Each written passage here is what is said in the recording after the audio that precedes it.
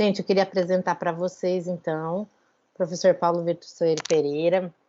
Ele é biólogo formado, fez um mestrado e doutorado na área de imunologia e o pós-doc também.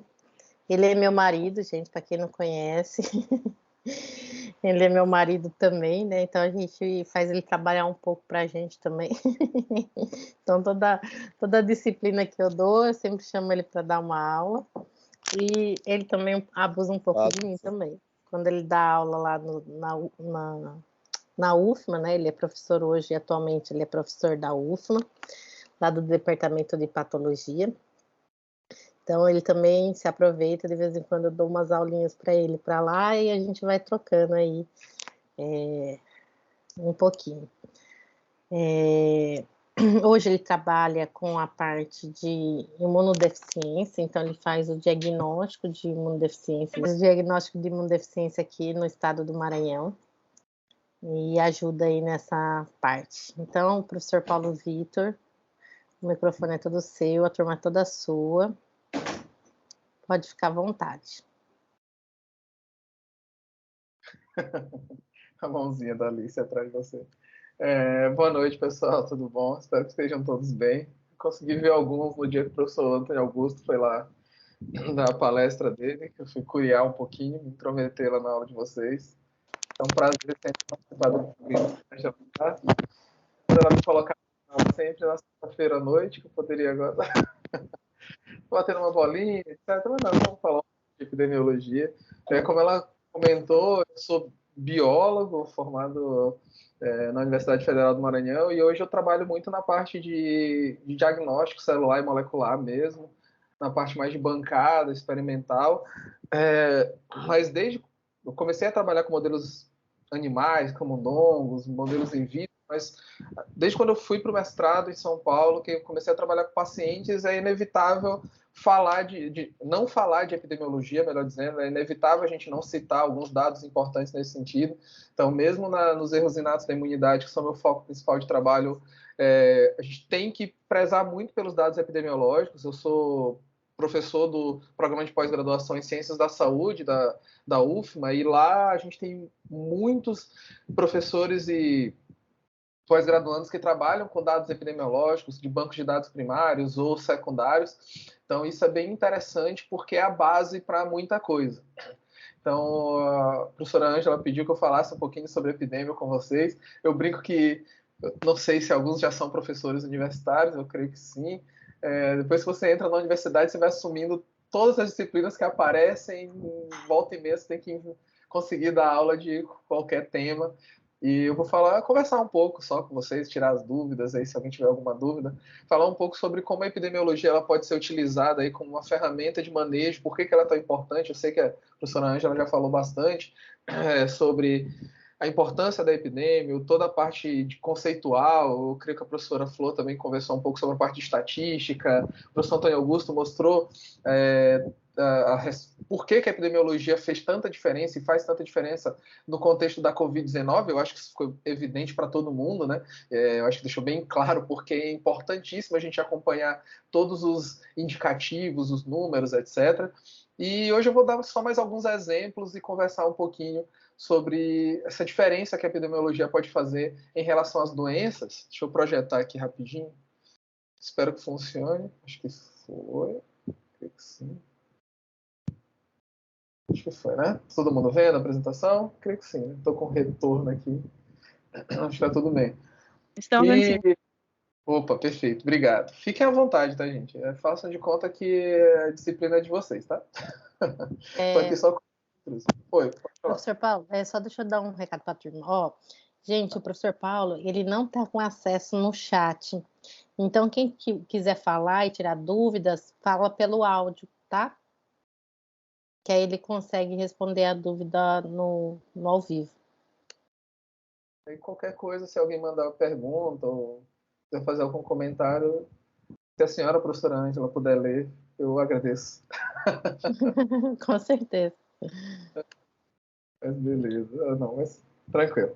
E aí ela pediu que eu falasse um pouco sobre epidemiologia, e eu acho que nas ciências da saúde, como eu citei, é a base para todas as pesquisas que a gente faz, apesar de que algumas pessoas não consideram, né, assim, a epidemiologia como um ramo, né, um braço da ciência da saúde que tenha uma experimentação tão robusta, mas é a que nos fornece a maioria dos dados com os quais nós trabalhamos, é a que nos dá a base para o conhecimento da maioria das doenças, é a que realmente vai conduzir não só os experimentos entre aspas, né, mais básicos, aqueles experimentos mais fundamentais, mas também gerar as hipóteses clínicas, influenciar no manejo de saúde pública, influenciar em toda a política de saúde pública. A epidemiologia realmente ela faz uma diferença muito grande no que a gente consegue trabalhar dentro das ciências biológicas e da saúde. E dentre tudo que eu poderia comentar, como imunologista, o que eu queria falar era de imunologia, mas aí a professora Ângela olhou minha aula e falou assim, não, isso aí tem muita linguagem de imunologista aí, o negócio tá muito pesado. Então, eu vou ficar falando de moléculas e marcadores, e para uma sexta-feira à noite, final de Superliga de vôlei, daqui a pouco, não ficaria muito tranquilo, mas tem uma outra parte que eu trabalho bastante, que é a parte de doenças negligenciadas tropicais. Provavelmente alguns de vocês já ouviram falar, provavelmente alguns até trabalham com isso, com esse tema, e realmente é muito relevante, principalmente para o nosso país, especialmente para o nosso estado. Essas negligenciadas tropicais, elas têm um peso muito grande aí sobre os nossos mecanismos de saúde pública, e a epidemiologia, conhecimento dos dados sobre essas doenças, realmente faz uma diferença significativa em como a gente pode melhorar, né, a qualidade de vida desses pacientes. Desde instituições de políticas públicas até testes diagnósticos, eu vou falar um pouquinho sobre isso. E, nesse sentido, fiz uma introdução mais geral, e a Ângela sabe que é um mal meu também, às vezes eu fico viajando muito, se eu estiver viajando demais, por favor, me tragam de volta para a realidade. Mas eu acho que alguns conceitos são muito importantes quando a gente vai falar de epidemiologia, independente da doença específica, independente de falar de uma doença específica ou não. Hoje eu vou falar de um conjunto de doenças, né, citar algumas específicas, mas de todas as doenças negligenciadas tropicais, de uma forma mais geral. Eu acho que é importante a gente ter a perspectiva do que é o ciclo de vida humano, do que é você estar bem, do que é você conseguir cumprir todas as metas esperadas biologicamente falando, né? É óbvio que o ser humano ele é um animal diferenciado, a gente tem toda uma perspectiva diferenciada dentro da natureza, mas ainda mantemos uma série de instintos, ainda mantemos uma série de condições biológicas que elas são denominadas pelas nossas ciências, são conceituadas pelas nossas ciências, mas são extremamente importantes do ponto de vista de construção do conhecimento também. Então, entender a nossa biologia, entender o que é nascer, crescer, multiplicar e, por fim, né, dar o suspiro final ali, partir para o que alguns acreditam ser outra vida, outros acreditam aí em transformação de energia, etc., mas completar o ciclo. Eu acho que uma das coisas que a gente tem que sempre pensar nesse contexto é realmente que para cumprir todas essas etapas, a gente precisa estar com a saúde intacta. Então, o conceito de saúde dentro da epidemiologia é extremamente importante. Quando a gente fala de epidemiologia, a gente liga automaticamente a condições que não são necessariamente as mais benéficas para o indivíduo. Mas, primeiro, sabendo que hoje, né, eu acho que desde 1947, a Organização Mundial da Saúde fala que saúde é um estado completo de bem-estar físico, mental e social, a gente começa a entender que ter saúde não é somente não ter doenças, não ter enfermidades, não ter nenhuma afecção, que ter saúde é você conseguir ter uma qualidade de vida no maior padrão possível para a sua realidade. Eu acho que isso é muito importante. Primeiramente, para a gente falar, antes de falar de epidemiologia, a gente tem que ter esse conceito de saúde muito fixado na nossa cabeça, né? Muitas vezes a gente se perde só no que é ruim, mas a busca por um conceito de uma saúde completa é extremamente importante hoje em dia. E óbvio que, do outro lado, a gente vai ter a doença. A gente vai ter uma condição onde o estado de saúde vai ser prejudicado. O estado de equilíbrio, o estado de homeostase, o estado onde seu organismo ele vai se encontrar em pleno potencial, ele pode ser muito prejudicado, né?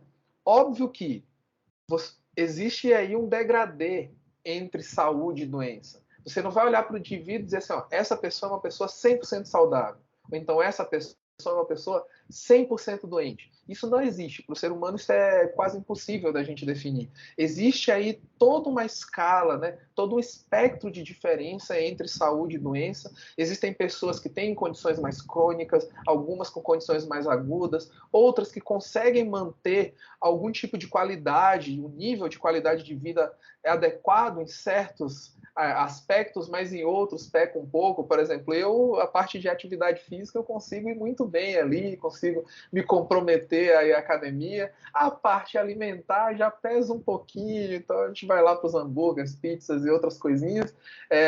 Então, isso é muito interessante, entender que existem vários fatores que definem o estado de saúde e vários fatores que vão dizer o que é uma pessoa estar doente e qual tipo de doença ela vai apresentar, né? Então, quando a gente não tem esse estado completo de saúde, como a Organização Mundial da Saúde coloca, a gente está ali em um estado parcial, definitivo, crônico, agudo, que quer que seja, né, de desequilíbrio. Um estado ali onde você pode se dizer doente em algum aspecto, né? Óbvio que, se você consegue manter alguns fatores relevantes para uma qualidade de vida bacana, isso vai ajudar significativamente. Uns eu já citei: alimentação balanceada, ter níveis de nutrientes adequados, não é só comer muito, né? Só, como pra caramba, mas eu como, sei lá, 2 quilos de batata frita, 4 hambúrgueres, 2 pizzas, 4 litros de refrigerante por dia. Você come muito, com certeza. Mas o nível de nutrição que você vai ter, a carga de nutrientes que o corpo vai absorver, seu nível nutricional vai ser péssimo. Eu sempre conto a história de uma menininha que a gente atendeu no laboratório, recebeu a amostra dela no laboratório, que era uma menina que tinha uma imunidade zerada, ela não produzia anticorpos, não conseguia se defender dos micro-organismos, e a gente fez todos os testes e as células dela funcionavam. O problema é que ela tinha 4 anos e desde 1 ano e meio ela só comia salgadinho e refrigerante praticamente.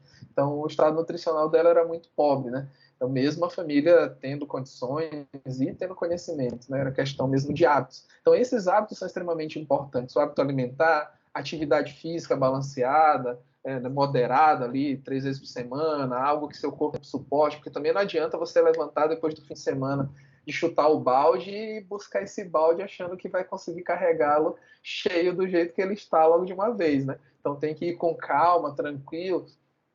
Vários artigos mostram que isso é extremamente importante para construir sua imunidade, que é o meu ramo mais específico de trabalho, mas principalmente para manter uma qualidade de vida boa, uma boa noite de sono. Outro aspecto que o meu é péssimo, mas ela sabe, durmo minhas 4 horinhas, 5 horinhas por dia, já está de bom tamanho. Então, assim, é outro... Fisiologicamente eu fico bem, mas eu acho que um dia isso vai me cobrar aí o preço adequado. E algumas coisas que nem são tão relacionadas a hábitos, né? Por exemplo, acesso a medicamentos, acesso a medidas preventivas, como as vacinas, né? O professor Antônio Augusto falou com vocês sobre as vacinas e o caos que a gente viveu dessa anti-ciência, fake news, etc., em relação às vacinas, e hoje a gente tenta resgatar um pouquinho do que a ciência fala, que é a mais pura verdade, que em termos de proteção contra doenças infecto-contagiosas, né, e profilaxias contra doenças infecto-contagiosas, as vacinas são excepcionais e todos os artigos mostram isso. Então, o acesso à saúde também é um fator que acaba sendo determinante para você não desenvolver uma doença ou conseguir curar da melhor maneira possível aquela condição, se livrar o mais rapidamente daquela condição. E muitos outros hábitos também são importantes para a manutenção da saúde. Obviamente que se você faz o inverso do que eu acabei de comentar, as doenças vão aparecer. O seu corpo ele não vai ficar preparado. Hoje a gente entende, até em nível de produção de hormônios, produção de neurotransmissores, que as doenças elas podem ser causadas não somente por agentes claros, como os vírus do novo coronavírus, né, o SARS-CoV-2 aí, que causou esse caos importante da Covid-19, mas que condições como o estresse no nosso dia a dia podem alterar totalmente o nosso equilíbrio neuroendócrino, como os pesquisadores mais da área falam, né, comentam. A professora Ângela trabalha bastante com a neuroimunoendócrino, Então, até esse estresse crônico pode levar a uma condição de doença, pode levar a essa condição mais grave em relação à manutenção do equilíbrio do seu corpo. E quando a gente vai falar de doença, nesse sentido, a gente pode citar que elas são condições diversas, ou seja, as mais diferentes possíveis, que podem causar um prejuízo à saúde. Então, normalmente, quando a gente pensa em doença, a gente tende a falar daquelas mais clássicas possíveis, né? Ah, a pessoa tem diabetes, a pessoa tem câncer, ou então a pessoa está com uma infecção. A gente esquece de algumas outras condições, como o estresse crônico, não sei como é a composição da turma, pelo que eu vi, tem engenheiros, administradores, tem o pessoal da saúde, provavelmente deve ter algum psicólogo, psicóloga. Então, as condições de saúde mental, todas essas condições que podem alterar o equilíbrio do seu corpo, podem ser consideradas como doenças.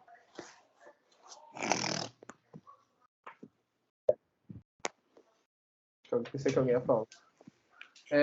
Então, isso que eu acho interessante, ter essa perspectiva de que nós, quando temos o nosso organismo alterado, nossa saúde prejudicada, nosso equilíbrio prejudicado, nosso equilíbrio do organismo prejudicado, nós estamos em uma condição potencial ali de doença, uma condição potencial de dano.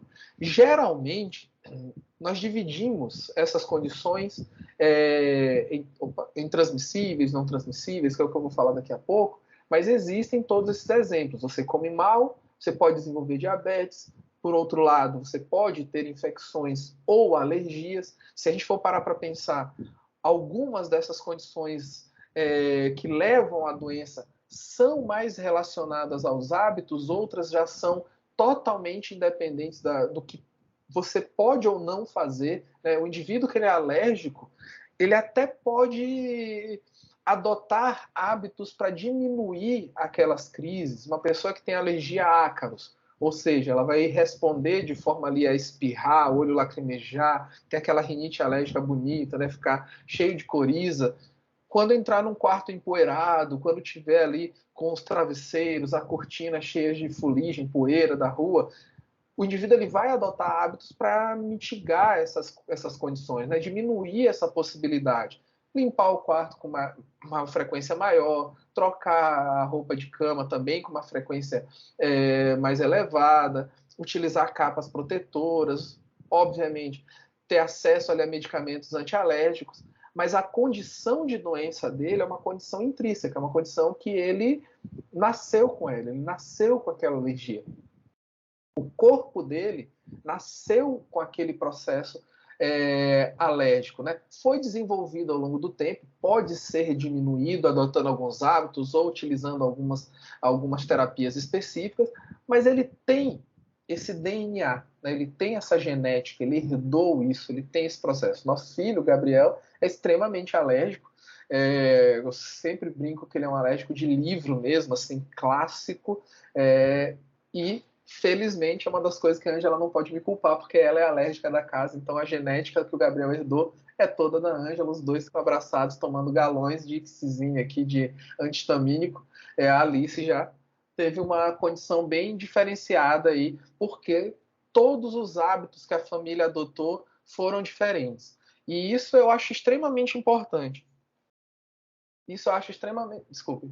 Isso eu acho extremamente importante, porque a gente começa a perceber o que é próprio do indivíduo e o que pode se desenvolver naquele organismo por maus hábitos. E isso é legal porque a epidemiologia ela também traz essa perspectiva. Quando a gente analisa a epidemiologia de algumas condições patológicas, é muito interessante pensar não só em idade, sexo, escolaridade, região, mas entender um pouquinho mais dos outros aspectos dessas pessoas. Mas eu não trabalho com nutrição, eu não trabalho com alimentação. Para que eu vou querer saber se a pessoa almoça, se ela tem uma dieta balanceada ou não? Meu trabalho é com estresse, eu quero saber quanto tempo ela pega de carro para ir para o trabalho, quanto tempo ela fica no ônibus em pé, se é um horário de pico, se não é, se é um trabalho noturno, se tem risco, se não tem risco. Tá, isso é extremamente importante. são as perguntas principais do seu trabalho, caso, só supondo, tá, gente? Se alguém quiser ficar à vontade para dar um exemplo do seu trabalho, como eu disse, é a aula de vocês. Só que só para atrapalhar um pouquinho. Então, óbvio, são as perguntas principais. Quem trabalha com estresse vai ver esse tipo de relação. Mas e a alimentação que a pessoa teve no dia? Não almoçou. Isso aumenta o estresse. Come mal todos os dias. Tem um desconforto intestinal, tem um desconforto ali estomacal, tem uma azia excessiva. Poxa, mas o estresse pode causar isso? Pode. Mas essa alimentação pode potencializar, essa má alimentação pode potencializar? Sim. Isso pode ser um conjunto perfeito. Então, muitas doenças, elas acabam se relacionando muito. Então, a pessoa que, infelizmente, teve que começar um determinado tratamento que baixou a imunidade, ela fica mais suscetível a infecções. Então, hoje, quando vocês tiverem a oportunidade de trabalharem com epidemiologia, sempre abram a cabeça para pensarem além dos marcadores que vocês definiram no projeto inicial. Uma coisa que eu digo para os meus orientandos e nas disciplinas que eu dou no programa de pós-graduação é que projeto é feito para ser mudado. Vocês aí já passaram para o seminários 1, quem passou, quem ouvindo aqui a conversa, quem vai para seminários 2, boa sorte, quem vai representar seminários 1 também, mas no final dá tudo certo, tá, gente? No final dá tudo certo, não se estressem, porque isso diminui a imunidade.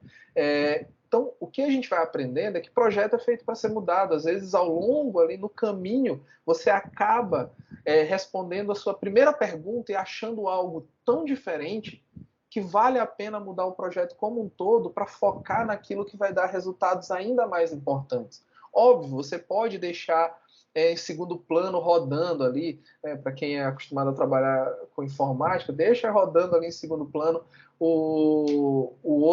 os outros experimentos, as outras perguntas, os outros questionários, mas você tem uma nova visão que foi mostrada pelas primeiras respostas. Então é sempre muito interessante vocês começarem a entender que essa relação que o programa de pós-graduação de vocês propõe, né, do meio ambiente com o homem e com tudo que o homem faz, que volta, tem uma repercussão no meio ambiente e com certeza volta para a gente, é extremamente importante. Que condições genéticas são fundamentais, mas que o ambiente ele é muito importante para moldar, para controlar, para potencializar e até reduzir algumas dessas condições, né? Então a gente tem vários desses hábitos, várias dessas condições que a gente não pode controlar de forma alguma, que podem ser causadoras de doenças. De uma forma geral, se a gente tem que classificar, por assim dizer, como eu citei anteriormente, normalmente a gente coloca em duas grandes classes, né?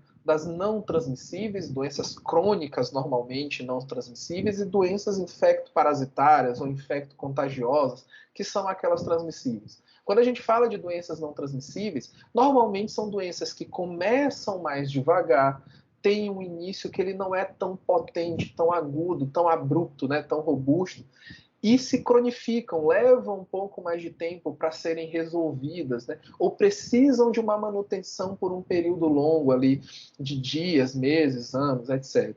Normalmente não, é o clássico, né? Não vão ser transmitidas entre pessoas. Óbvio, se a gente parar para pensar na questão genética, aí a gente está falando de hereditariedade, de passagem de genes, expressão desses genes, e de toda uma condição que não é igual a você adquirir um patógeno, um vírus, uma bactéria, né? Que aí você está realmente recebendo o causador da doença, de fato, um agente causador, e não você está desenvolvendo uma condição genética. Então, não é transmitido de pessoa para pessoa. Então, uma pessoa que tem uma doença autoimune, como lúpus, por exemplo, não vai passar lúpus para ninguém, né, para o seu companheiro ou companheira porque beijou, trocou carícias, etc. Isso não existe. Óbvio que a carga genética pode ser herdada pelos filhos, mas aí é uma outra situação. Não tem uma transmissão direta dessa condição nesse exemplo que eu dei e vários outros, como asma, doença coronariana, diabetes, câncer, etc. Então isso é muito importante da gente entender, né, que essas doenças são extremamente relevantes. A epidemiologia dessas doenças conversa com das transmissíveis, e isso fica acho que para a próxima turma, quando eu for conversar no semestre que vem, no ano que vem, na próxima turma aí do programa de pós-graduação em meio ambiente. Talvez eu converse sobre isso, estava falando com a Ângela hoje, a gente fica discutindo um dando pitaco na apresentação do outro, e eu acho muito interessante também entender as epidemiologias das doenças não transmissíveis e transmissíveis, como elas vão se entrelaçando e se relacionando. Já as transmissíveis são as infecciosas, como eu falei, né, as infectoparasitárias, extremamente comuns, extremamente importantes, todos vocês conhecem, todos vocês já tiveram, eu estou passando por uma dessas, felizmente hoje, muito bem, vou conseguir conversar com vocês tranquilamente. Se fosse anteontem, eu acho que não rolaria essa aula, porque eu estava tossindo a beça. Fui lá para a emergência, vi se eu estava com a famosa Covid, não estava. Fiz painel para influenza, também não estava. Mas foi identificada uma infecção bacteriana aí na faringe, que todos nós já tivemos. Tomei uma injeçãozinha de bezetacil, tudo certo, anti-inflamatório, já estou quase 100%. E elas são as causadoras de uma grande parcela de óbitos no mundo. Além disso, de várias condições de morbidade, onde a pessoa não chega a evoluir para óbito, mas passa muito tempo debilitada, com um déficit de produtividade muito grande, como a gente vai ver especificamente para as doenças negligenciadas tropicais. Então, são condições muito relevantes, porque você consegue fazer uma transmissão direta de pessoa para pessoa. Está ali no ônibus lotado, tudo fechado porque está chovendo, entrou um infetético sem máscara, começou a tossir, espirrar para tudo quanto é jeito. Eu não estou nem falando de Covid, falando de qualquer outra doença respiratória, né? Vírus essencial respiratório, vários, gripe. A gente tem uma série de doenças respiratórias que são transmitidas, que tem como agente causador um vírus ou uma bactéria, a própria tuberculose. A gente pode ter essa contaminação naquele espaço fechado, então é uma transmissão direta de indivíduo para indivíduo, ou pelo ar, ou por secreções, ou por alguma lesão, né, exposta. A gente pode ter essa condição de transmissão entre pessoas, a gente serve até mesmo como intermediários de algumas dessas doenças. Normalmente elas têm como agente principal vírus, bactérias, fungos e os parasitos, além de umas outras partículas extremamente importantes, mas que não vale a pena citar agora para não confundir. E só para dar alguns exemplos, a gripe, Covid, malária, tuberculose e algumas outras que a gente vai falar hoje, muito relevantes no nosso contexto, porque são o que nós chamamos de doenças negligenciadas tropicais. Como o próprio nome já sugere, a gente tem as doenças que eu citei ali, um tipo de conceito, uma condição de não saúde, uma condição qualquer que leve ao desequilíbrio do corpo e prejudique aí a nossa homeostase, prejudique nossa qualidade de vida. Então a doença ela vai acabar sendo isso. Negligenciada, porque essas doenças elas têm uma característica muito diferenciada, porque diferente do câncer, diferente de algumas doenças que recebem um aporte de pesquisa e muito dinheiro, essas doenças são meio que deixadas de lado. E a gente vai já conversar um pouquinho sobre o porquê disso. E tropicais, como o nome já diz tudo, ficam nas regiões mais quentes do globo, ali entre as regiões mais quentes do globo. Então isso é bem interessante, porque a gente consegue perceber uma distribuição diferenciada dessas doenças, né? Elas são consideradas pela Organização Mundial da Saúde como um conjunto de doenças causadas por agentes infecciosos ou parasitos em populações em situação de vulnerabilidade. Então, isso é extremamente relevante, principalmente nas regiões tropicais.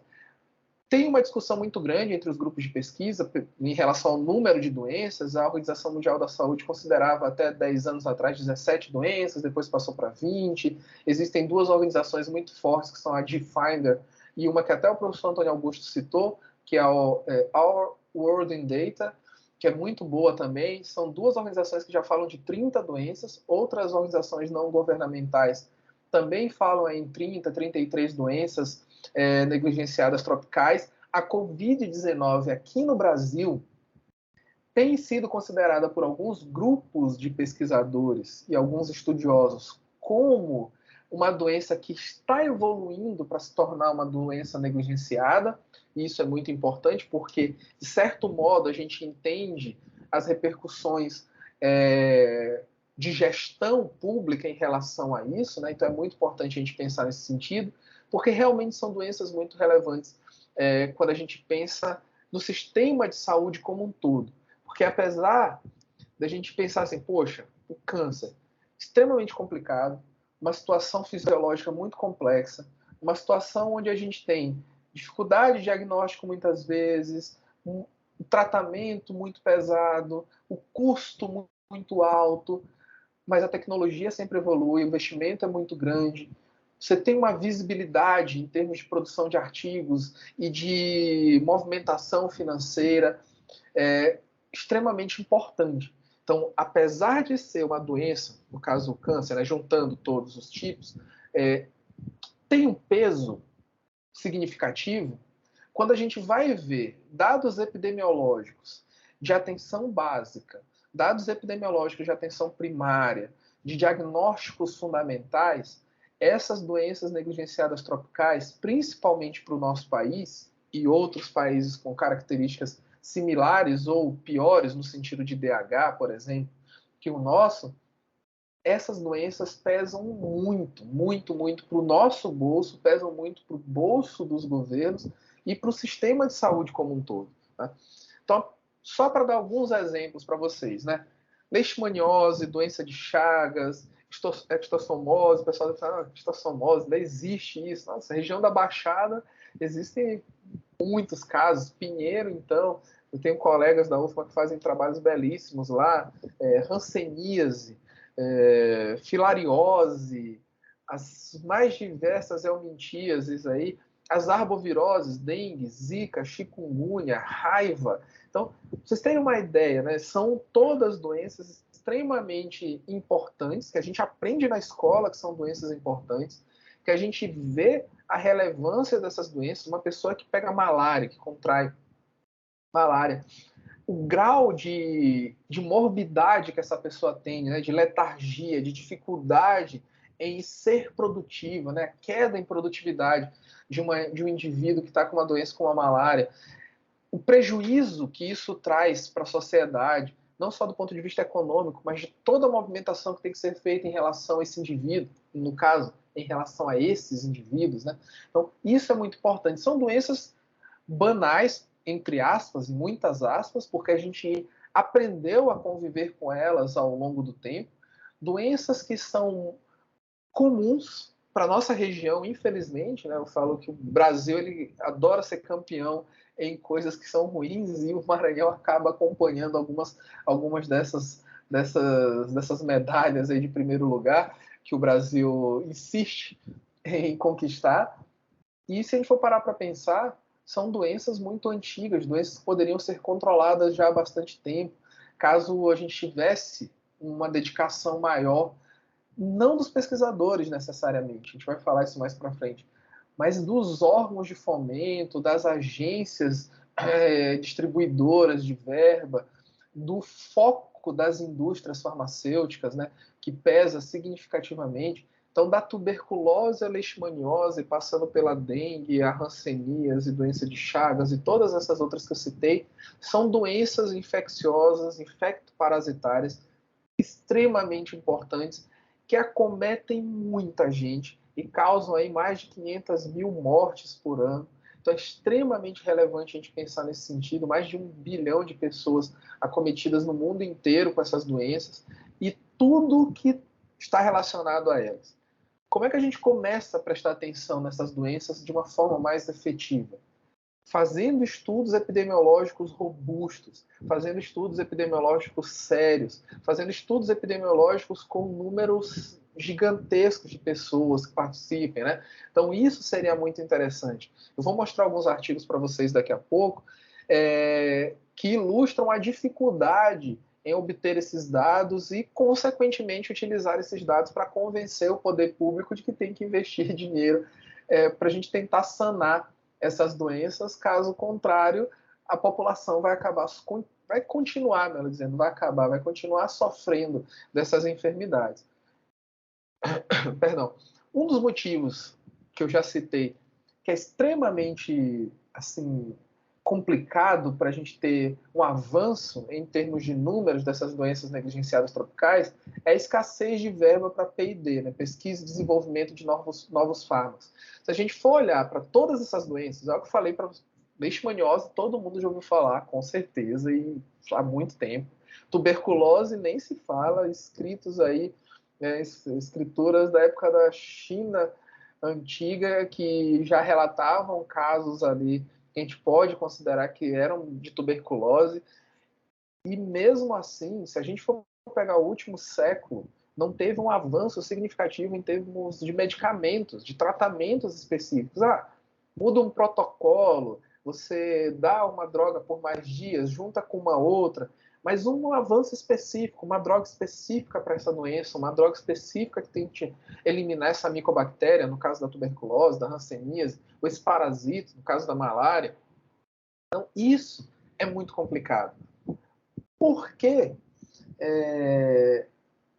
que vocês acham que não tem esse investimento em desenvolvimento de novos tratamentos para essas doenças, sendo que elas são frequentes no nosso dia a dia, extremamente importantes? Se tivesse o chat, vocês ficavam menos inibidos, né? Professor, como você falou, eu acho que o primeiro passo é que talvez não exista um investimento correto na parte dos estudos, né, da ciência, para busca desses medicamentos, para uma pesquisa maior sobre isso. Perfeito, não tem essa busca. Mas não seria interessante? Imagina se vocês tivessem uma indústria farmacêutica. Pois tem uma indústria farmacêutica. Eu sei que dengue está bombando. Não vale a pena tentar fazer um remedinho para acabar com esse vírus? Eu não Sim. Eu ia falar isso. Ela não tem o menor interesse em acabar com a indústria, né? Mantém quem quiser e... Acho que acredito que seja mais lucrativa a remediação, né? Do que tentar combater o foco. Acredito eu. Certeza. Exatamente. Aí entra toda a famosa, não política de gestão pública de saúde, mas a politicagem de gestão pública de saúde e mais. Hoje, essas doenças, como a gente vai falar daqui a pouquinho, acometem uma população que é a população mais vulnerável no sentido econômico. E para as grandes indústrias farmacêuticas, é uma população que não vai gastar, que não vai conseguir gastar uma quantidade de dinheiro que dê um retorno para essas pesquisas que precisam, né, ser desenvolvidas. Isso é um gargalo muito grande. Porque, nesse sentido, a humanidade, né, assim, o quê de humanidade das grandes indústrias farmacêuticas se perde e elas vão no lucro. Então, elas preferem desenvolver uma pesquisa que para um tratamento, uma imunoterapia para câncer, né, que 100 doses vão pagar a pesquisa inteira, do que desenvolver uma imunoterapia, ou pode ser uma imunoterapia para uma dessas doenças negligenciadas tropicais, que você precisaria que metade das pessoas que estão com aquela doença, necessitando daquele tratamento, realmente adquirissem para você ter um retorno em relação à pesquisa e desenvolvimento. Por que esse número tão grande? Porque esse medicamento ele vai ter que ser acessível a uma população que tem uma renda mais baixa, que é mais vulnerável, tanto economicamente quanto socialmente, e ainda mais do ponto de vista de instrução. Então, isso é complicado. Você lidar com todas essas variáveis. Né? Pra vocês terem uma ideia, nos últimos 5 anos,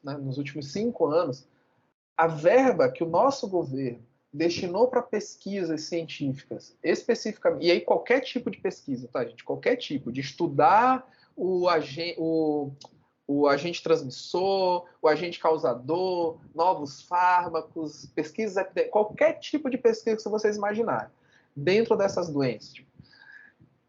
Para a doença de Chagas, houve uma diminuição de 74% da verba. Leishmaniose, 63% da verba para leishmaniose caiu para estudos em leishmaniose caiu nos últimos 5 anos. E hanseníase, 45%. Assim, são doenças que a gente praticamente não tem mais, né? Leishmaniose a gente quase não tem. Se vocês conversarem com a professora Conceição Pedroso, que eu acho que é a nossa grande referência dentro da parte de doenças infecciosas aqui no Maranhão, uma das referências mundiais, vocês vão ver que lá bomba de pessoas com leishmaniose, de todos os tipos, formas atípicas, formas gravíssimas no ambulatório dela. A gente faz uma parceria para entender melhor essas condições. E o governo, e aí quando eu falo governo, gente, é totalmente parcial em relação a lados, é só mesmo da postura de gestão pública que, infelizmente, nosso país toma há décadas. Corta uma verba extremamente importante para doenças muito relevantes. Aí a gente vai olhar, poxa, mas só cortou verba? Não, aumentou. Aumentou verba para algumas doenças, por exemplo, as arboviroses. Então, dengue, chikungunya, zika, tiveram um aumento de investimento de 41% nos últimos 5, 6 anos. Muito pela crise da síndrome congênita do Zika vírus, né, da infecção pelo Zika vírus, que vocês lembram muito bem. Aqueles bebês que nasceram com microcefalia, e aí teve todo o estudo epidemiológico que conseguiu correlacionar aquela condição com uma infecção das mães durante a gestação, uma infecção pelo Zika vírus.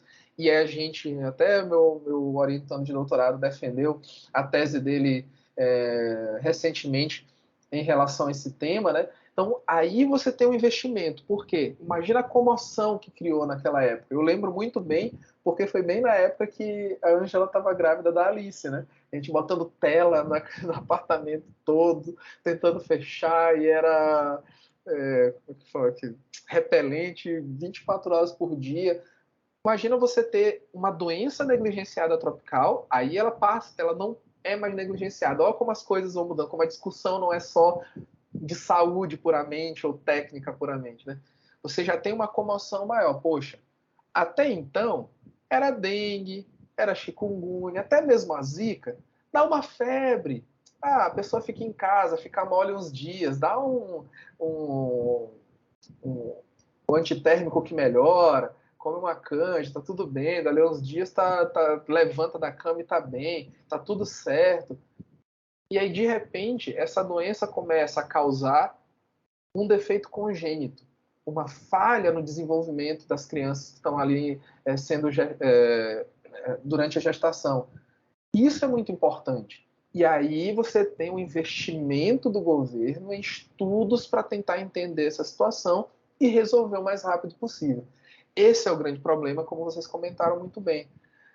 É uma preocupação muito grande em resolver o problema e não evitá-lo, porque normalmente você vai tendo retornos diferenciados nessas situações. Então teve um aumento de 41% por conta disso. Aí eu falei, poxa, extossomose, etc. e tal, tem bastante aqui no Maranhão, na região da Baixada, a gente encontra vários estudos, muitos casos. E aí teve um aumento de 460% na verba nos últimos anos. Aí você fala, poxa, aí o senhor quebra nossas pernas, porque diz que o governo não estava investindo e teve um aumento de 460%, o que aconteceu? Aí eu falo para vocês o seguinte, que esse aumento de 460% foi uma verba total, final, depois desse aumento todo, de R$1.200.000 para todas as pesquisas com extossomose. Todas, do Brasil inteiro. E eu garanto para vocês que isso não dá nada. Uma pesquisa que uma colega minha lá da universidade faz com extossomose, a professora Maiara Cristina, ela gasta para avaliar a amostra de 30 pacientes, ela gasta R$50.000 para ver um dos aspectos imunológicos. Então imagina você conseguir ver todos, você vai gastar metade dessa verba só para entender um pouco mais da imunologia. E aí da genética, e aí da distribuição, e de toda a questão econômica e social envolvida, e a necessidade do saneamento. Seriam milhões e milhões, que precisaria de uma verba 10, 15, 20 vezes maior. Então, apesar de parecer um aumento gigantesco, relativo, né, percentual, no fim das contas, o valor bruto é ínfimo, né? Então, essa é a nossa preocupação também, como as histórias são contadas. Por isso que é importante, às vezes, a gente citar um pouquinho para vocês, porque normalmente as pessoas contam, mas teve um aumento de tantos por cento em relação a... Tá, tudo bem, mas aí qual foi o valor final? Deu para cobrir tudo? Não deu. Não deu para cobrir 5% das pesquisas. Então, não, apesar de ser um aumento percentual gigantesco, de fato a gente não teve um avanço significativo. Uma outra questão, além dessa, da verba destinada, é esse impacto na produtividade que eu citei. Uma pessoa com malária, uma pessoa com dengue, quem já teve dengue aqui que não ficou mal pelo menos uns 2, 3 dias em casa, olha, teve sorte. As pessoas que têm chikungunya, que têm uma manifestação reumática depois, às vezes passam meses. Eu já peguei casos no laboratório, tem pessoas com 24 meses, 2 anos, depois do quadro agudo de chikungunya, ainda com inchaço nas articulações e dores articulares. Então, o déficit de produtividade que essas doenças causam é gigantesco. Quando eu tive dengue a última vez, isso já foi há muito tempo, foi antes de eu conhecer a Ângela, eu fiquei 7 dias que eu não prestava para nada, não fazia nada, estava na faculdade ainda. Foram 7 dias de graduação que eu perdi, assim, que realmente muita febre, muito cansaço, dor no corpo inteiro. Então, esse impacto na produtividade é muito importante e muitas vezes as pessoas não pensam nisso. Eu acho que a Covid, por mais que não seja uma doença negligenciada tropical, ela trouxe um pouquinho dessa visão, né? Poxa, imagina você de repente ter todos os seus funcionários, você tem lá um restaurante, 10 garçons, sei lá quantos cozinheiros, todo mundo lá, o pessoal da manutenção, de repente metade do seu contingente pegou Covid. Tem que ficar lá no começo 14, 15 dias em casa. O que você faz? Como você trabalha? Como é que você vai manter a produtividade do seu negócio? Como é que você vai manter a economia geral funcionando? E se a gente pega os dados epidemiológicos, eu separei uma série de artigos que eu vou mandar para vocês, uns links, vou passar para a professora Ângela, ela repassa para vocês, para não ficar enchendo também de números e gráficos aqui. Se a gente pega os dados epidemiológicos, olha como é importante isso, né? A gente começa a entender e perceber o quão grave é a situação. São milhões de reais perdidos por ano com trabalhadores ficando impossibilitados de cumprirem suas funções devido aos quadros clínicos dessas doenças. Então, isso também é muito grave. Então, para aquela pessoa que pensa só no financeiro, está com a humanidade ali dela um pouco congelado, coração um pouco duro, que pense pelo lado financeiro. Poxa, eu preciso cuidar dessas doenças porque aí meus funcionários não pegam, eles continuam produzindo, que seja por esse lado, mas que a gente tenha uma visão que isso também é muito importante. E nesse sentido, essa é uma citação que ela é extremamente interessante, de uma ONG do Rio de Janeiro, esqueci de colocar aqui, que ela coloca assim, que essas doenças negligenciadas tropicais não só ocorrem com maior frequência em regiões carentes, mas também são condições promotoras de pobreza. Então isso é muito importante porque o indivíduo ele fica doente, ele não consegue trabalhar, normalmente é um indivíduo que ele já está exposto a uma condição ali sem contrato, de trabalho sem um contrato, sem uma segurança, e aí o patrão já manda embora e aquela pessoa já está saindo de uma doença, saindo de uma crise ali de saúde, familiar, financeira, e já tem que entrar em todo um sistema de desemprego. Então, realmente, são condições muito importantes do dia a dia da nossa população. Então, se a gente pegar o grosso da população, sofre demais com essa questão da desinformação, da pobreza, da desigualdade social, da desigualdade de distribuição de renda, do acesso à saúde como um todo, e isso fica muito evidente, tanto na zona rural, como em comunidades urbanas que são menos favorecidas. Então, nessas regiões, a gente tem os focos de distribuição, os focos de proliferação das doenças negligenciadas tropicais. A dificuldade do acesso à saúde, como eu citei, a dificuldade de você ter todo um aparato que vai lhe proteger no momento de passar por uma condição como essa, é extremamente relevante e acaba causando danos socioeconômicos muito grandes. Então, assim, dá para perceber de cara, e não só pelos nomes, porque todo mundo conhece doença de Chagas, o coração, vou aumentar, a leishmaniose, a visceral, que eu fico lá com o baço gigante, o fígado gigante, ou a tegumentar cutânea, que eu fico com as lesões na pele, a hanseníase, que tem todo aquele estigma social. Tuberculose, então, nem se fala, né? Há poucas décadas, nem são tantos anos assim atrás, as pessoas ficavam totalmente isoladas, né, de toda a sociedade, porque tinha aquele estigma, e ainda assim são doenças colocadas de lado.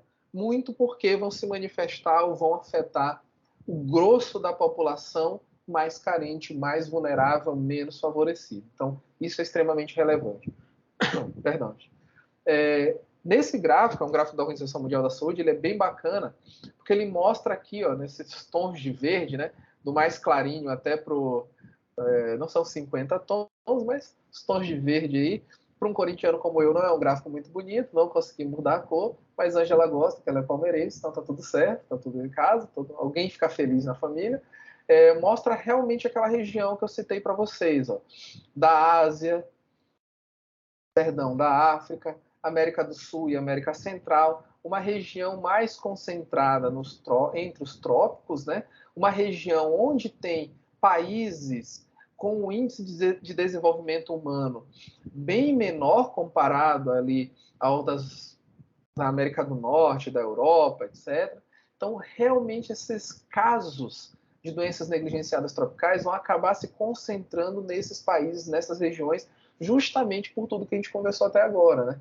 Toda essa condição de menos investimento em saúde, menos investimento em pesquisa e desenvolvimento, menos investimento em tornar a sociedade mais igual em todos os aspectos, né? Todo o estigma que essas doenças trazem culturalmente ainda para essas localidades. Então, isso é muito importante da gente perceber, que realmente essa distribuição nos trópicos ela vai se ligar a todos aqueles outros fatores anteriores.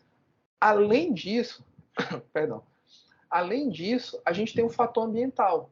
Como vocês estão aí no programa em meio ambiente, é muito importante ressaltar esse fator ambiental. Para essas doenças, a região tropical ela é fenomenal. Chegou a época de chuva aqui, o que acontece? Calorzinho bom, né? São Luís, tem aquele calorzinho ali, porque aqui pode chover 10 dias seguidos. E quem fala que está com frio, olha, eu vou dizer que está ali apelando. Tá tudo bem, desce para uns 25 graus se chover uns 10 dias seguidos, mas não dá para dar frio assim. Então, tem ainda aquela temperatura bacana, aquelas condições normais de temperatura e pressão, uma umidade muito boa, corpos d'água distribuídos.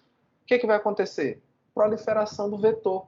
Proliferação, no caso, do mosquito vetor, né? De uma série de arboviroses. O Aedes aegypti ele é um funcionário padrão das doenças negligenciadas tropicais. Cada ano, alguns anos que passam ali, ele consegue ser vetor para mais coisas. Assim, ele está se especializando cada vez mais, está monopolizando o mercado de vetor das doenças negligenciadas tropicais. Prolifera. Ambientalmente, é muito bom para o mosquito, para o vetor, é muito bom, para o agente etiológico da doença, para o parasito, no caso, ou para os vírus, das arboviroses, no caso, é muito bom no caso daquelas doenças parasitárias também. Tudo isso, ambientalmente, já é excelente para essas doenças se desenvolverem nessas regiões. Quando você junta a questão sociocultural, aumenta.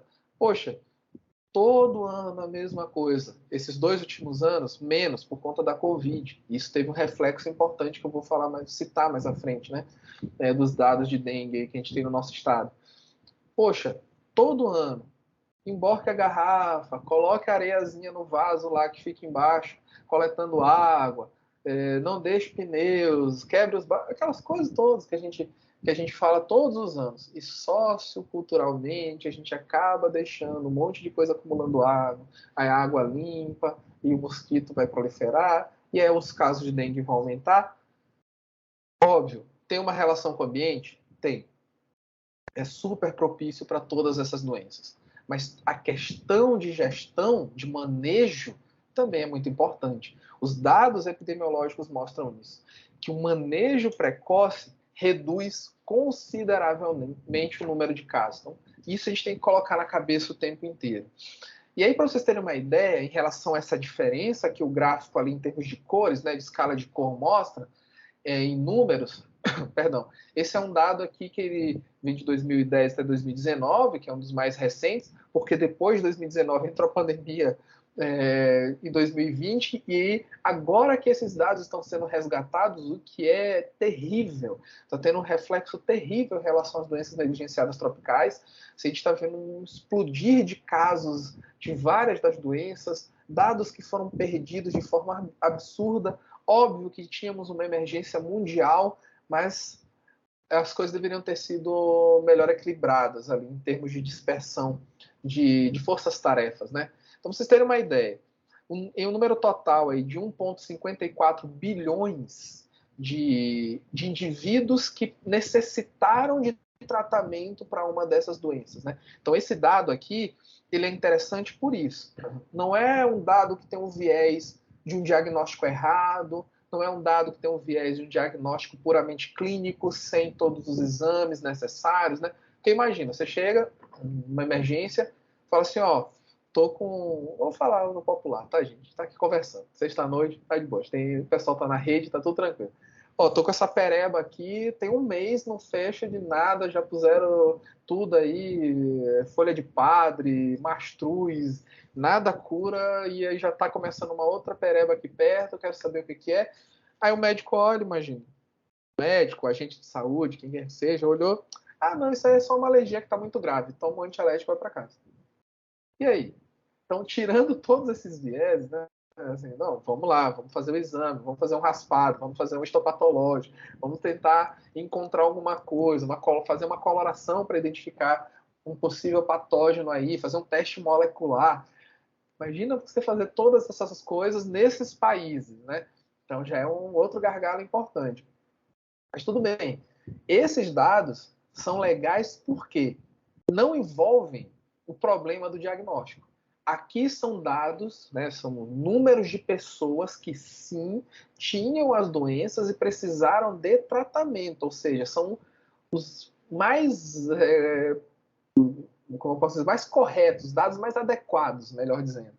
Porque realmente foram diagnosticados da maneira correta, foi identificada a doença e eles precisaram do tratamento específico, entre aspas, um tratamento padrão para uma dessas doenças negligenciadas tropicais. Então, por isso que eu preferi colocar esse dado, alguns outros. Se pegar dados de possíveis diagnósticos, etc., você vai para 1,8 bilhão, 1,9, até mais de 2 bilhões, etc. Mas esse aqui foi 1,54, porque ele pega os casos mais corretamente ou adequadamente avaliados.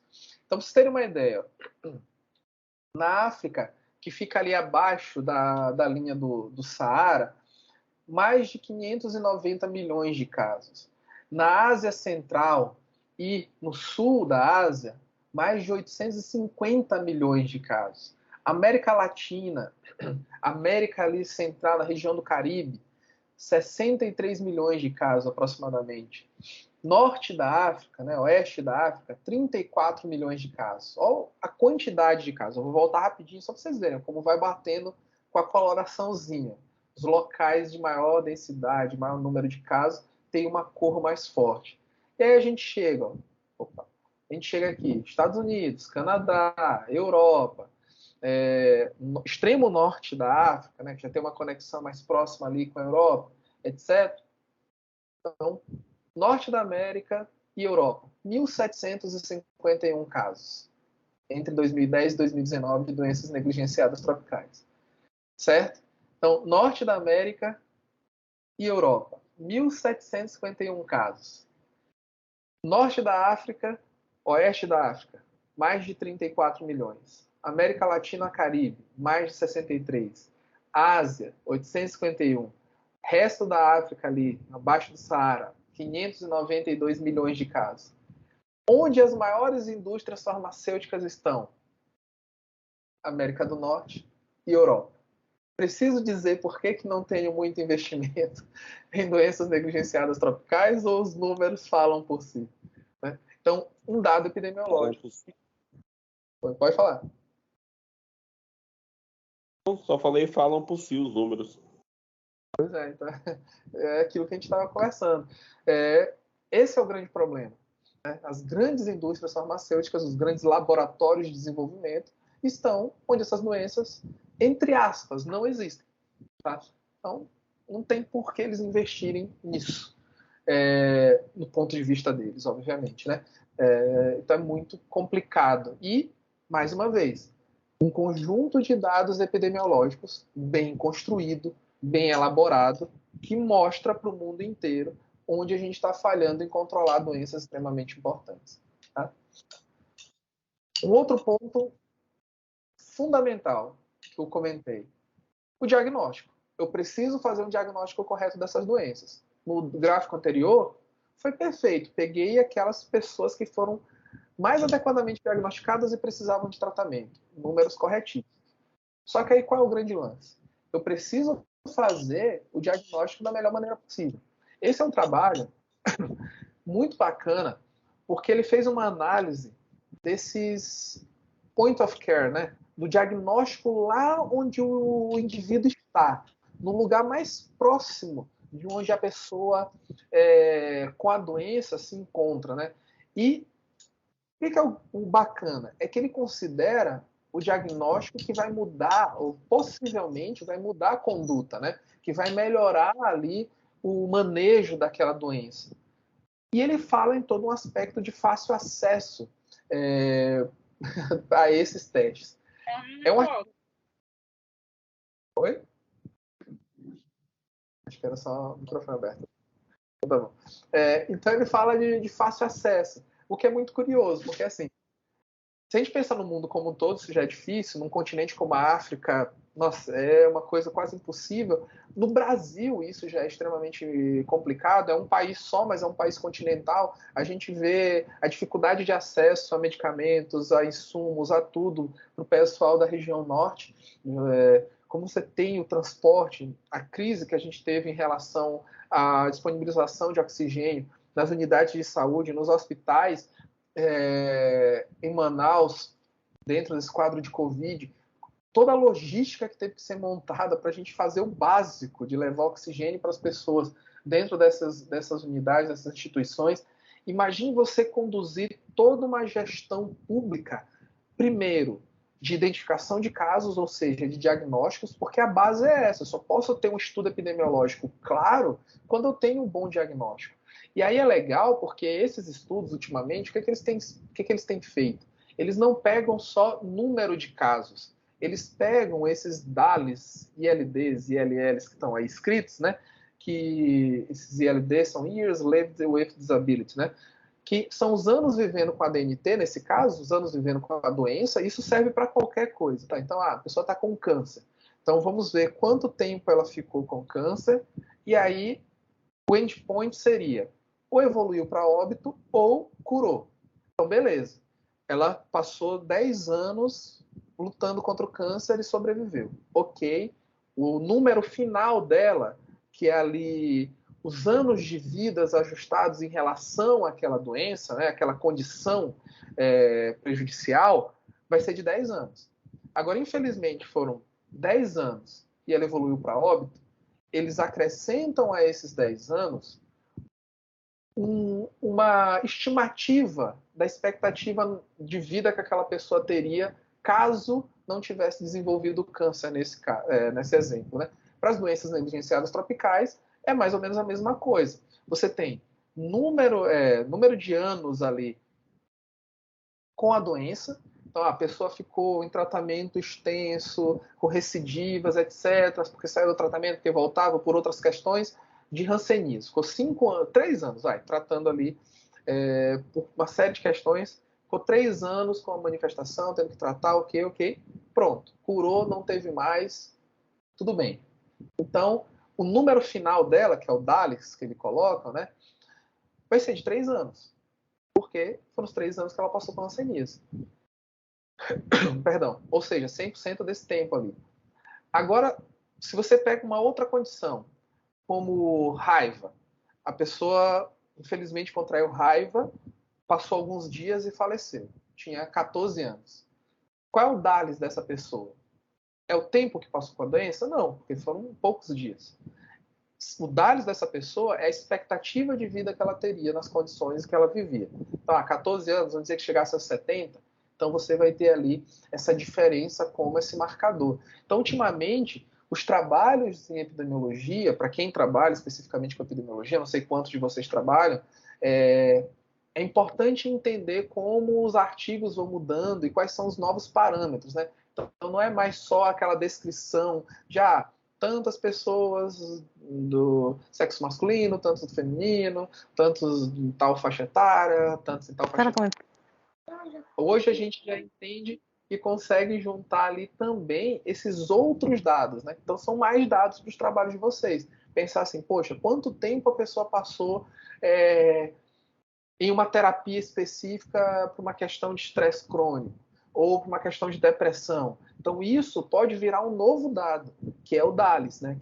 Que é o tempo que a pessoa passou naquela condição. Tá? E aí isso é extremamente importante. Vamos dizer, num caso mais grave, a pessoa teve uma condição de depressão durante 15 anos ali, então você já tem 15 anos para essa conta, e infelizmente ela tirou ali sua própria vida por qualquer outra questão, uma crise, etc. E aí você pega a idade que ela tinha e acrescenta esses 15 anos que ela passou em tratamento, a expectativa que ela de vida ali, o restante dos anos de vida que ela teria dentro de uma expectativa calculada. Então é bacana porque vocês podem usar isso também no projeto de vocês. É só só alguns exemplos, depois vou mandar os artigos e os links para vocês verem essa possibilidade. São mais dados, né, mais formas de trabalhar. E eles estudaram isso. Então eles viram aí, perdão, no mundo inteiro, então é um artigo bem recente, de 2021. Olha como a marcação continua, ó. O verdinho aqui, né, do amarelo mais clarinho para o verde mais escuro. Aí é o DALYs, né, aumenta o número de anos perdidos com aquela condição de doença negligenciada tropical, e aqui eles estudaram vários, né, tripanosomias humana africana, doença de Chagas, esquistossomose, leishmaniose, filariose, etc, tenias, etc. Estudaram várias doenças, ó, como o padrão tropical continua em todos os estudos que são feitos. Aqui é o mesmo gráfico, só para mostrar essa propagação das DNTs e essa perda cumulativa de DALYs, né? Perda de anos de vida por conta dessas doenças. E olha como a gente percebe que realmente é muito prejudicial. Ó. Então, a outra forma de marcar. Naquele primeiro gráfico que eu mostrei para vocês, da Organização Mundial da Saúde, ali era o número de indivíduos diagnosticados ou possivelmente com as doenças negligenciadas tropicais. Aqui, realmente são os indivíduos com a doença negligenciada tropical e já um cálculo para esses indivíduos em relação à perda em termos de anos de produtividade ali da sua vida que eles teriam, que eles tiveram, né, com essas doenças. Então é extremamente importante a gente perceber isso. E esse mesmo estudo vai mostrar o quê? Que nesse contexto muito grave de distribuição dessas doenças, existem aí muitas questões que têm que evoluir em termos de tratamento. Então aqui embaixo nesse gráfico, é uma outra forma de mostrar gráfico também, eu separei alguns artigos, mas escolhi mostrar esses aqui para vocês, até para vocês pensarem como apresentarem os dados de vocês das melhores formas possíveis, né? De formas ilustrativas mesmo. A gente fica na cabeça aquela coisa de tabela, gráfico de barra, e às vezes é chato mostrar isso, né? É legal mostrar uns gráficos coloridos, diferentes. Vocês vão ter aí seminários 2 em breve. É bom que vocês já vão com essas ideias, conversem com os orientadores de vocês. Qualquer coisa, a professora Ângela sabe fazer isso aí de olhos fechados com as duas mãos na costa, vai cutucando o teclado com o nariz. Então, assim, é muito bacana pensar nesse sentido. O que eles fizeram? Eles fizeram uma escala de cor de baixo para cima, que vai, entre aspas, aí, de um verde até um vermelho, tá? Onde você tem, do verde, situação controlada, vermelho é uma situação que precisa de uma ação crítica. Você precisa atuar imediatamente para resolver. Em relação a testes diagnósticos, que é o padrão, que é a base da epidemiologia para a gente lidar não só com essa condição, mas com todas. Identificar a doença e o número de casos e a condição desses pacientes. Tem as várias doenças aqui, e ele usou 3 parâmetros ainda nessa escala. Ou seja, eu tenho um parâmetro de cor que vai de baixo para cima, verde, amarelo, laranja e vermelho, que vai me mostrando a urgência em fazer algo para essa doença em relação a diagnóstico. Perdão. E ele coloca aqui, ó, uma bolinha que para mim é azul, mas ele fala lá no artigo que é um roxo, e provavelmente quem enxerga melhor que eu vai dizer que é roxo, vai concordar, que é tecnologia de diagnóstico, ou seja, a necessidade de desenvolver um teste diagnóstico específico ou um teste diagnóstico que seja mais sensível. O azulzinho claro, disponibilidade desse teste diagnóstico, que às vezes até tem um teste diagnóstico bacana, mas ele não é disponível. Ele é um teste que tem lá na Europa, a gente tem que importar aqui para o Brasil. Aí é complicado. E em vermelho é o nível de conhecimento das pessoas, o nível de divulgação, o nível de ação para entendimento daquela doença. Então, pegando aqui a dengue, eu tentava, não sei se ficou pequenininho o meu mouse, mas está aqui, da direita para a esquerda, eu acho que é 1, 2, 3, 4, 5, 6, o sexto. A gente vem subindo, não tem nenhuma desses parâmetros aqui está controlado, está mais ou menos aqui no amarelinho, né? Não está nenhuma ação urgente, mas precisa melhorar. Questão da disponibilidade e de tecnologias de teste diagnóstico. A gente sabe que, por exemplo, para dengue, zika, chikungunya, os testes diagnósticos dão muita reação cruzada. Às vezes o indivíduo está com dengue e o teste de chikungunya dá positivo, ele está com zika, o de dengue dá positivo. Então você tem um falso positivo para dengue, você vai colocar aquele dado numa planilha, num banco de dados errado, e isso quebra toda a linha de construção de um parâmetro epidemiológico confiável. Então, hoje, para dengue, a gente precisa de uma disponibilidade maior e de uma tecnologia mais sensível. Além disso, a gente precisa de mais divulgação, principalmente porque esse artigo é de 2021. Ele pegou os últimos 2 anos ali, ele pegou os 2 anos de pandemia e quando a gente teve uma queda brutal em todas as campanhas, em toda a divulgação da importância dessas doenças negligenciadas tropicais nas suas épocas específicas e o que a gente pode fazer para evitá-las e combatê-las. Então, isso é bem interessante. A gente já pode pegar, deixa eu ver aqui, a raiva aqui, da esquerda para a direita, 1, 2, 3, 4. Então, a raiva a gente já consegue ver um quadro totalmente diferenciado. Nenhuma ação de controle, assim, controlada, nenhum desses parâmetros está controlado, nenhum está mais ou menos. O que vai estar ali no laranja, ou seja, já complicado, é a questão de tecnologia de diagnóstico, mas mesmo assim também é mais complexo, a gente precisa de diagnósticos mais específicos e principalmente mais rápidos, né?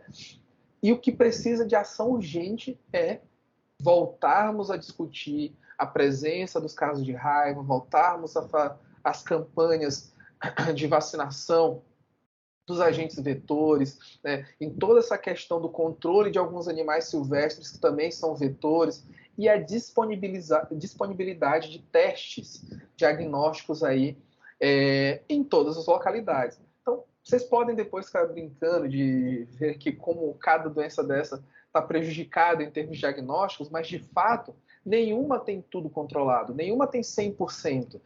Eu tenho bons testes, esses testes estão disponíveis para o cara que está lá no meio da floresta amazônica e, ainda assim, tenho campanhas e mais campanhas de divulgação da importância dessas doenças e do que a gente precisa fazer para melhorá-las. Então, esse artigo é bem bacaninha por isso, porque ele traz todo esse aspecto relevante em relação ao que a gente tem que fazer para melhorar o diagnóstico dessas doenças. Ele dá uma resumida nesse diagrama de Venn aí, mostrando as doenças e, mais uma vez, isso é bacana, é mais também por curiosidade das formas diferentes que vocês podem mostrar os dados de vocês. Parece um bicho de 7 cabeças, garanto para vocês que não é. Tá? Isso aqui dá para fazer tranquilamente, os programas provavelmente vocês já até conhecem, e como eu disse, qualquer dúvida perguntem para a professora Ângela, que ela sabe fazer isso aí de olhos fechados. Então é bem bacana, você consegue mostrar de uma forma diferente, né? a sua condição, o seu dado, a sua ideia, como você construiu a sua hipótese, se você conseguiu confirmá-la ou não, e quais são as novas hipóteses a partir dali. E aqui foi bacana porque esse artigo ele traz alguns tipos de testes. Testes moleculares, testes rápidos, testes baseados aí em biomarcadores, etc, etc. E aqui ele resume mais ou menos isso. Ó. Aqui em roxinho, ó, são as doenças que têm testes diagnósticos que já estão sendo implementados, mas que, no caso dessa marcação em roxo, falta a validação em campo. Então, ó, leishmaniose cutânea, hanseníase, leishmaniose visceral. Tem teste dentro do laboratório de pesquisa. Eu preciso levar para o campo e validar. Dizer assim, poxa, no laboratório funcionou, no ambiente controlado? 100%. E lá no interiorzão, será que se eu pegar uma gotinha de sangue desse caboclo aqui e colocar nesse teste, vai dar positivo igualzinho, vai dar um negativo que eu posso confiar? Então falta essa validação. Aqui para extossomose, eu tenho alguns testes sorológicos. E o teste molecular? Falta desenvolver. Então ele colocou com essa outra cor. Então é bacana que a gente percebe que para todas essas doenças existem já algumas possibilidades. Falta interesse para você validar os testes ou desenvolver testes mais sofisticados, mais específicos, mais sensíveis, tá? E aí, por último, esse artigo ele traz esse paradoxo, que ele é bem interessante. Do lado dessa pirâmide, né, tem as doenças, a prevalência aqui das doenças negligenciadas, né? Então a prevalência ela vai se espremendo nessa pirâmide. E do lado direito, o que eu tenho? A frequência da necessidade desses testes diagnósticos, tá? E do lado esquerdo, a disponibilidade desses recursos. Na base da pirâmide, eu tenho os agentes comunitários de saúde. Lá no topo da pirâmide, eu tenho os grandes hospitais com a maior tecnologia possível. Tipo aqui para o Brasil, o exemplo que a gente sempre dá, Sírio, Einstein, Hospital das Clínicas, Hospital da Faculdade de Medicina de Ribeirão Preto, etc. Então, o que é interessante? O que é ruim também, né? Interessante, mas é ruim. Que a disponibilidade de recursos é maior nos grandes centros. Mas a necessidade desses recursos é maior com os agentes comunitários que vão de porta em porta encontrar esses pacientes. Então, isso é que tem que ser invertido. Então, é bem interessante entender como a gente poderia mudar esse panorama.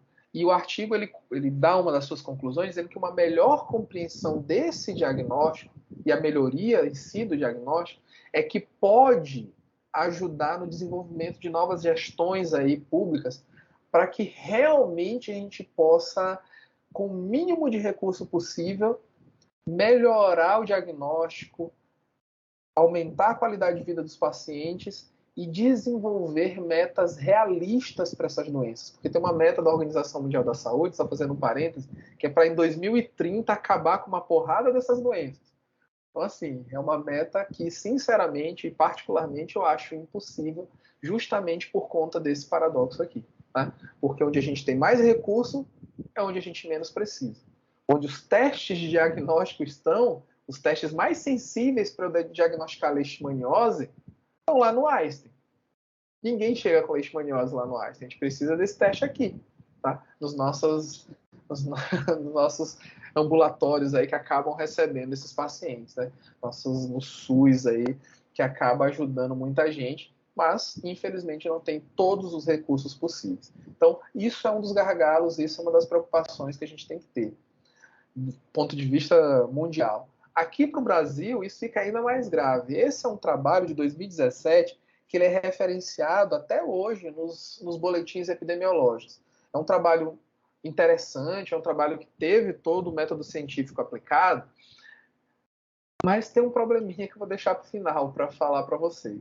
Então, assim, é um trabalho que foi feito para entender um pouco mais como esses indivíduos afetados pelas doenças negligenciadas tropicais se comportam, como é que eles são, quais são suas características, um trabalho epidemiológico bem clássico. Entender a distribuição espacial dessas doenças negligenciadas tropicais no Brasil, e é um trabalho que serve como base, como eu acabei de citar, para os boletins, ou para alguns dos boletins especiais do Ministério da Saúde. Então, mais uma vez, trabalho clássico. Avaliou os casos, fez um estudo baseado em prontuários, avaliou alguns casos clínicos, mas a maioria foi de prontuários, avaliou a faixa etária, sexo, escolaridade, cor, raça autodeclarada, as mulheres, aquelas que estavam gestantes ou não, até porque, como eu citei, muitas dessas doenças negligenciadas tropicais têm uma repercussão muito relevante e significativa no desenvolvimento fetal. Para vocês terem uma ideia, alguns dos dados que eles encontraram de forma bem bacana, que batem com todo aquele conceito que a gente conversou, né, de as doenças negligenciadas tropicais aparecerem ali nas regiões de indivíduos menos favorecidos, de maior vulnerabilidade, tanto social como econômica, quanto de informação. Então, um número menor de pessoas com ensino superior ali apresentando essas doenças, mas o que foi bem interessante é que muitas pessoas não informaram a sua escolaridade. Então, ele até faz uma discussão sobre isso, que eram pessoas que sim tinham algum nível desses aqui de escolaridade, mas que preferiram não informar por questões das mais diversas. Então, foi algo curioso do trabalho, né? E, no caso, a grande maioria não foi uma falha de coleta em si, mas, de uma forma geral, um trabalho bem clássico epidemiológico. A tabela 2, o perfil das doenças, né? Número de casos de cada uma dessas doenças, as doenças que ele pegou naqueles prontuários, dengue, leishmaniose tegumentar, né? E a leishmaniose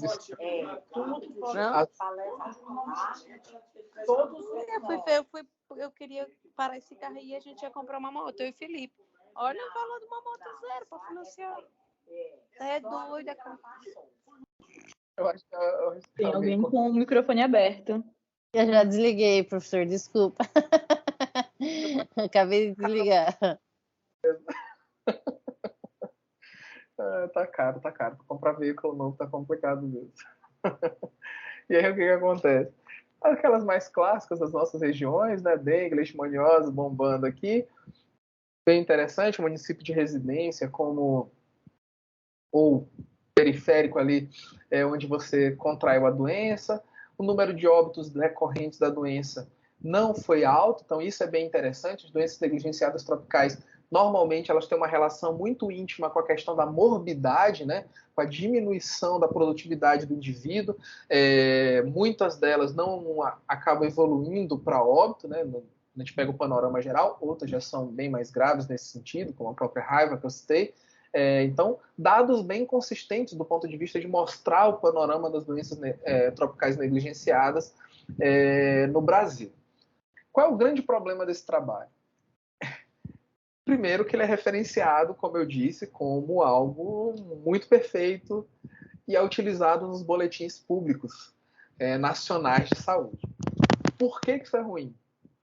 Porque se vocês pensassem assim, poxa, eu vou fazer um trabalho que vai dar um panorama das doenças negligenciadas tropicais no Brasil.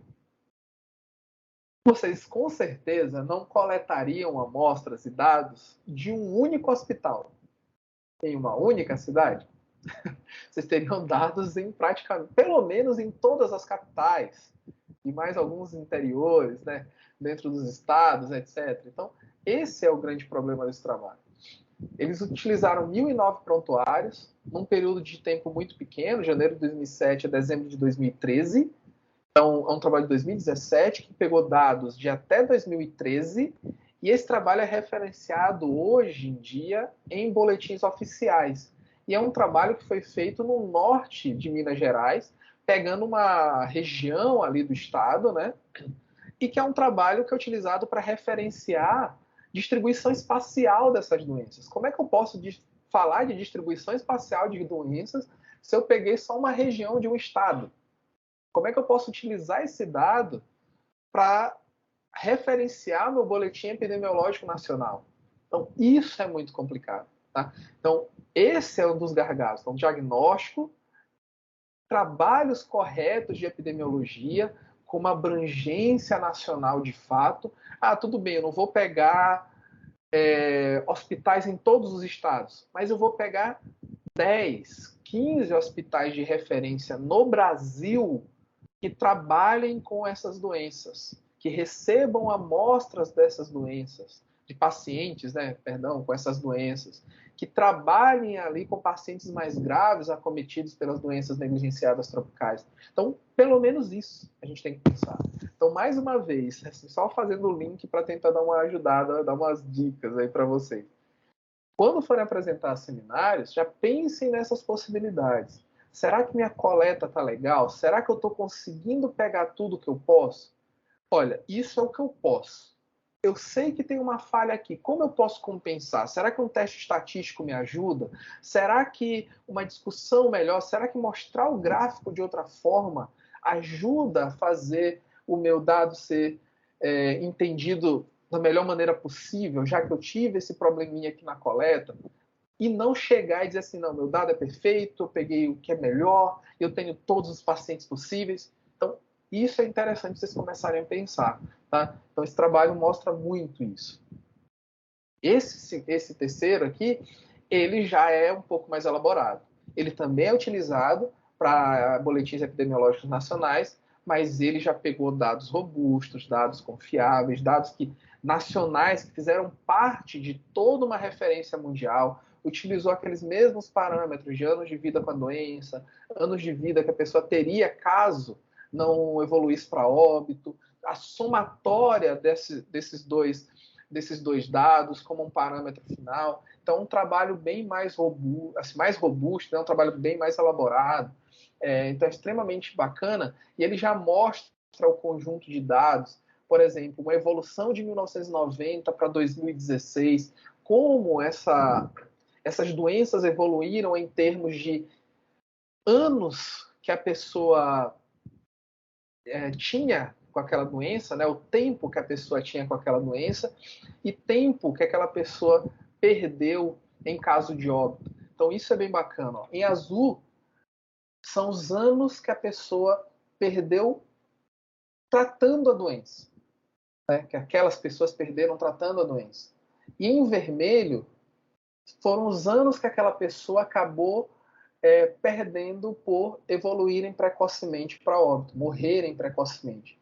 Então, esse é um dado que é muito elegante. Pegando de 2016 especificamente, é interessante a gente ver que, por exemplo, na raiva, você praticamente não tem azul, porque você não fica anos com raiva. Você vai contrair, vai desenvolver, vai curar ou vai morrer. Tá? Curou, ficou com sequelas, tudo bem, beleza. Mas você não vai ficar ali com aquela doença por anos. E aí você vai evoluir para óbito ou vai curar, mesmo que fique com algumas sequelas. Ou seja, todo o parâmetro é vermelho, porque todo parâmetro de perda é parâmetro de morte precoce. Para hanseníase é o inverso, aqui por último. Você já tem tudo azulzinho. Porque normalmente, é muito raro, muito raríssimo, tem alguns poucos estudos de caso, você vai evoluir para uma forma que te leve a óbito, hoje em dia, obviamente, né? Esses dados mais precoces. Óbvio que antigamente a gente tinha quadros gravíssimos nesse sentido, e aí a susceptibilidade aumentada a outras infecções, você não morria necessariamente de hanseníase. Então, nesse caso, você já tem tudo azul, porque a pessoa pode passar anos com o quadro, tratando até curar, mas dificilmente vai perder anos ali de vida por conta de uma morte precoce. E aí você tem uma distribuição das outras aí, é legal a gente entender isso, na leishmaniose geral, na leishmaniose visceral, né, que ela é bem mais grave, quando evolui para essa forma, você normalmente o paciente ele vai evoluir para óbito, não tem jeito. A leishmaniose cutânea, ela já tem mais uma carga de estigma estético, assim como a hanseníase, então ela já é mais crônica e já é mais azulzinha, porque você perde em relação à qualidade de vida, tempo com a doença, mas não necessariamente por uma morte precoce. Então, são formas elegantes de vocês mostrarem os dados de vocês. Formas em escalas de cores, cada cor representando uma doença diferente, e nesse caso, distribuídas aí nos diferentes estados, né? Então, aqui é um gráfico onde eles fazem uma padronização, uma normalização dos dados de DALY, desse tempo perdido com a doença, tempo geral perdido com a doença, em relação à idade, porque é óbvio que uma criança de 4 anos que tem uma leishmaniose, ela tem um sistema imunológico menos preparado e ela vai evoluir para óbito a chance de evoluir para óbito é muito maior do que um adulto, teoricamente, mais saudável, com um sistema imunológico um pouco mais funcional em relação a essa criança. Então, eles fazem esse equilíbrio etário e mostram aí como o nosso Brasil é desigual, né? Goiás lá bombando, a gente tem numa ponta com perdas gigantescas em relação a essas doenças e o Rio Grande do Sul já com uma perda bem menos expressiva comparado. Maranhão está aqui em 1, 2, 3, 4, 5, 6, em 7º lugar. está ganhando do Piauí, Bahia, Tocantins, Distrito Federal, Minas Gerais e Goiás, mas perde para todo o resto. Tem que melhorar significativamente. E essa distribuição ao longo dos anos, né? Entender como essas doenças evoluem. Em 1990, as infecções por parasitas, por eumintos, né? As verminoses, entre aspas, grosseiramente falando, era o que dominavam. Era isso e doença de Chagas. Agora, em 2016 e até agora, dengue, as arboviroses e leishmaniose. Então, a gente consegue ver como, ano a ano, isso vai sendo alterado. E a gente entende por que as políticas públicas de saúde também têm que evoluir com esses dados epidemiológicos.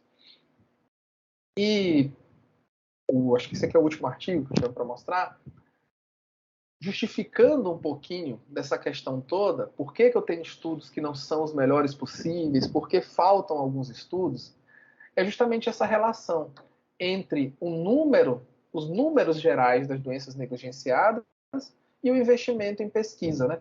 Então, o que a gente vai ter nesse artigo?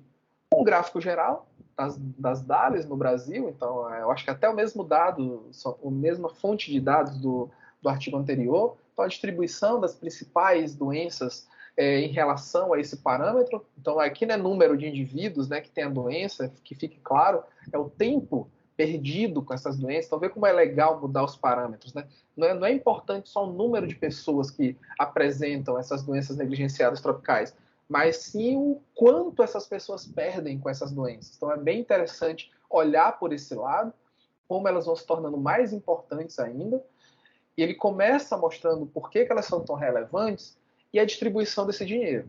Então, de todas aquelas 20 a 33 doenças negligenciadas tropicais, apenas as 7 têm realmente um investimento muito diferenciado, né? Eu não vou dizer alto, vou dizer diferenciado. Então, hanseníase, leishmaniose, malária, doença de Chagas, dengue, tuberculose. Então, a gente tem um investimento maior nessas doenças. Tá? Um investimento maior comparado às outras. Precisava de mais? Precisava de mais. Aqui é milhões de dólares entre 2012 e 2016. Se a gente for dividir por ano, vai ser um pouquinho menos do que a gente gostaria, mas ainda assim é muito diferenciado. Isso reflete, obviamente, no tipo de estudo que a gente consegue fazer. Sei que ficou ruim esse slide, porque eu tentei salvar a figura da melhor maneira possível, mas não deu.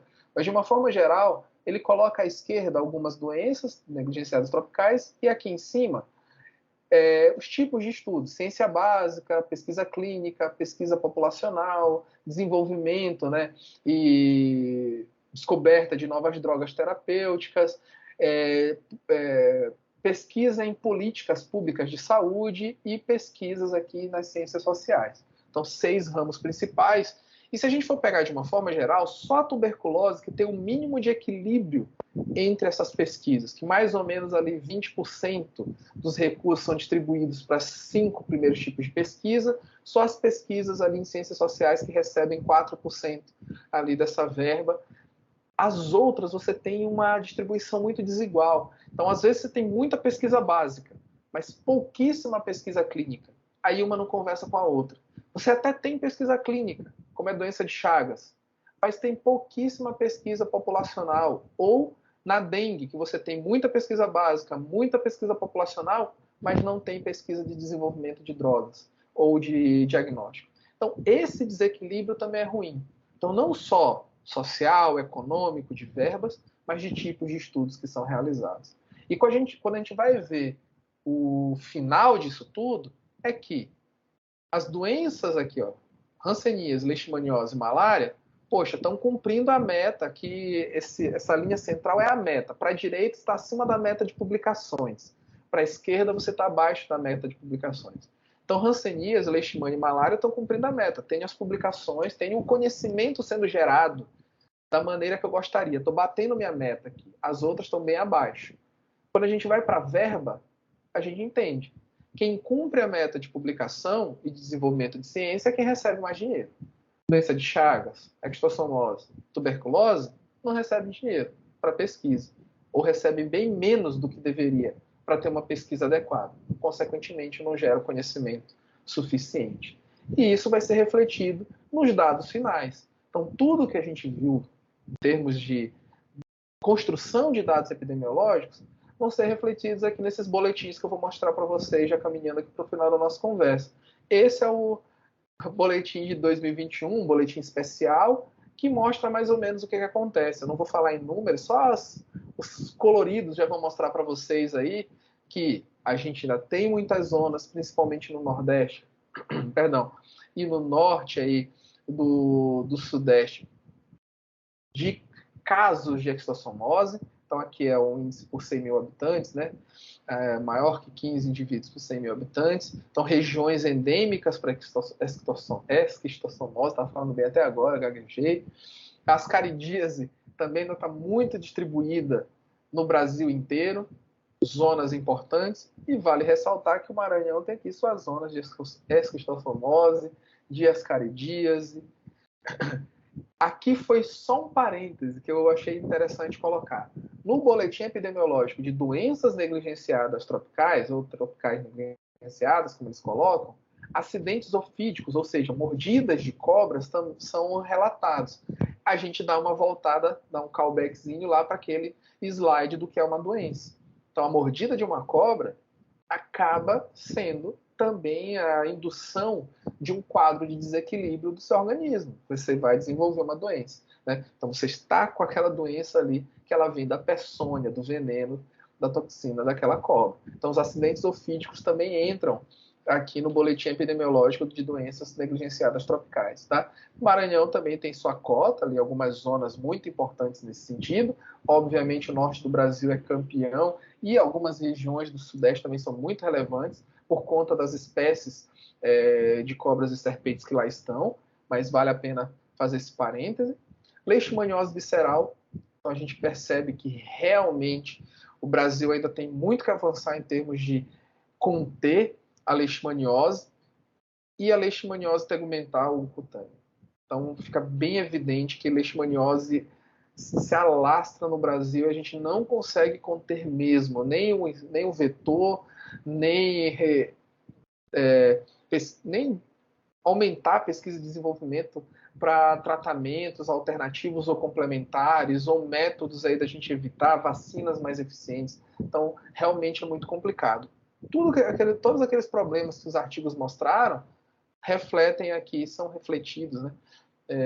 Se expressam nesses números. Para o nosso estado, a gente já teve um panorama geral nesses gráficos do Brasil, mas eu resgatei aqui esse boletim epidemiológico da nossa semana mais recente. Na verdade, não é nem quinta semana, acho que é 13ª semana. Acho que está errado só esse cabeçalho, que é de 2, que é essa última agora, do comecinho de abril. De chikungunya e dengue, tá? De 2 arboviroses extremamente importantes. Zika está até equilibrado desde 2017. Então, se a gente for parar para pensar, ó, em 2021, que é esse marronzinho claro, no final do ano teve um pico ali de chikungunya, mas já no começo desse ano a gente percebe um aumento do número de casos, um reflexo de todo aquele problema de falta de divulgação e de campanhas, etc. O mapa mostra também uma gravidade em relação a isso, uma mudança, né, na distribuição das zonas onde a maioria dos casos vai aparecer. Esse mapa da esquerda é todo o ano de 2021 para o Maranhão. O da direita é só esse comecinho de ano de 2022, e a gente já percebe que tem zonas com uma intensidade muito grande de aparecimento de casos, ou seja, com uma incidência importante. E para a dengue isso fica ainda mais evidente. Ela ficou bem controlada até no ano passado, mas esse ano já tivemos um pico muito importante aí de número de casos prováveis, e as zonas aí, ó, já temos 3 cidades com incidência de mais de 300 casos por 100 mil habitantes. Então, pensando no que vem pelo ano inteiro, provavelmente os números de 2022 serão ainda mais expressivos se comparados com os do ano passado. Tudo consequência do que as notícias mostram, do que as notícias trazem para a gente. Então, falta de investimento em pesquisa nas doenças negligenciadas, como dengue, chagas, chikungunya, leishmaniose, etc. Então, sem esse investimento, o número vai aumentar nos países mais pobres, nos países com índice de desenvolvimento humano diminuído. Aqui uma outra notícia, doenças de Chagas e leishmaniose, o retrato dos casos, essa reportagem é muito boa, tem até reportagem mesmo em vídeo, tem toda a escrita, mas tem em vídeo, mostrando aí como esses casos de doenças de Chagas que há muito tempo, há uns 5, 7 anos, não tinha um aumento expressivo como tem agora, na verdade tiveram uma diminuição, estão bombando novamente, então muito preocupante, porque é uma doença crônica, muito difícil de lidar, então muito preocupante mesmo. Leishmaniose, eu acabei de mostrar o gráfico do último boletim epidemiológico, gravíssimo, né? Tem distribuição.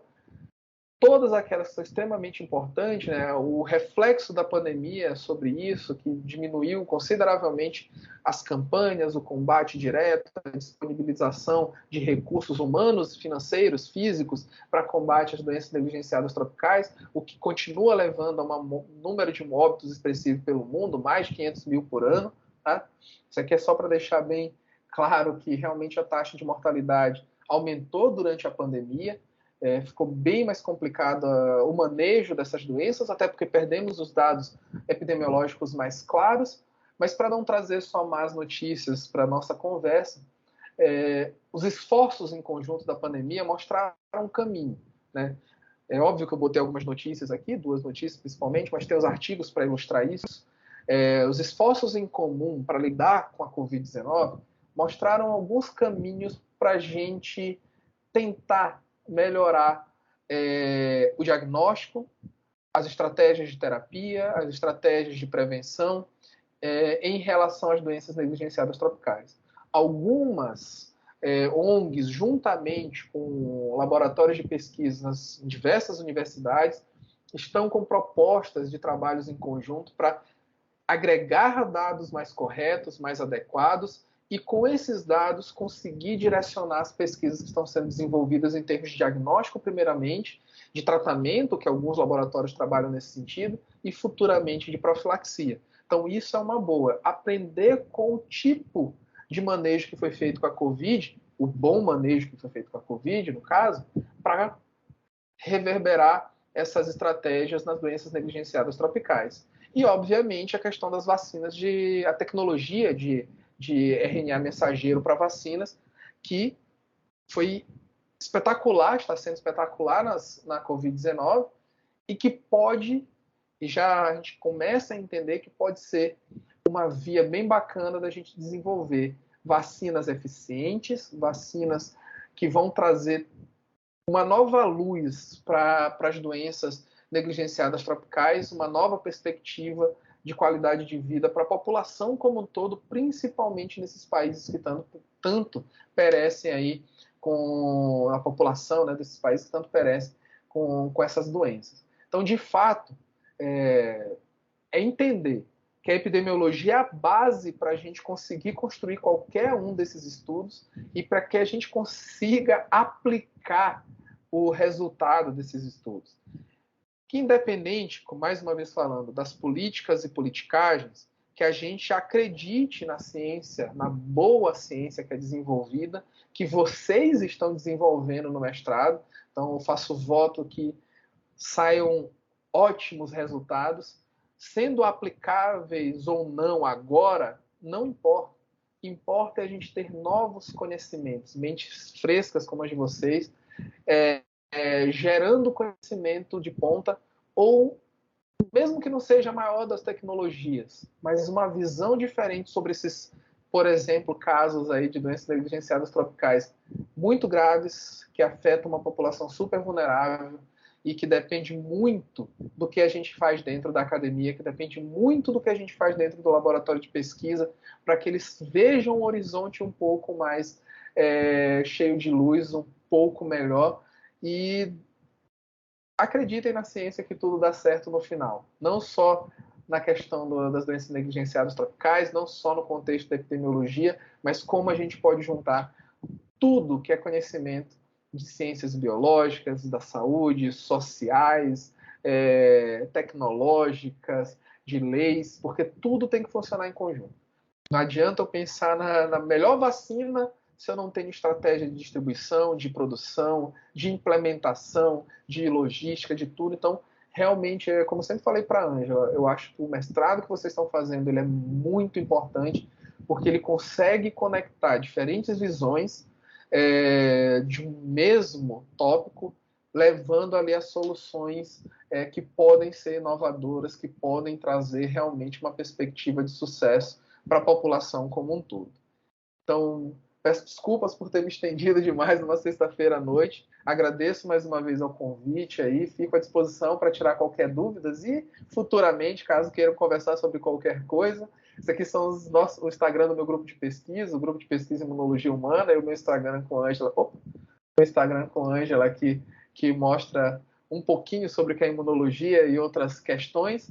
E fica essa mensagem, que a vida aí é um caminho, é uma caminhada, melhor dizendo, uma corrida muito bacana, muito bonita, e o caminho da ciência também. Às vezes é frustrante, às vezes vão se frustrar com uma disciplina ou outra, com um resultado ou outro, mas no final das contas tenham certeza que, de uma forma ou de outra, vocês estão contribuindo muito com essa dedicação para esse mestrado, com tudo que a gente pode evoluir como sociedade. Sem os pós-graduandos, a gente não tem pesquisa, sem pesquisa a gente não tem ciência, sem ciência a gente não tem futuro. Obrigadão, viu, gente? À disposição. Professor, muito obrigada pela aula. Gostei demais. Fez a gente conseguir enxergar muita coisa que antes eu não conseguia entender. Por exemplo, como tem várias doenças que ninguém não está nem aí, entendeu? Praticamente a chikungunya. Para mim, eu achava que nem existia mais.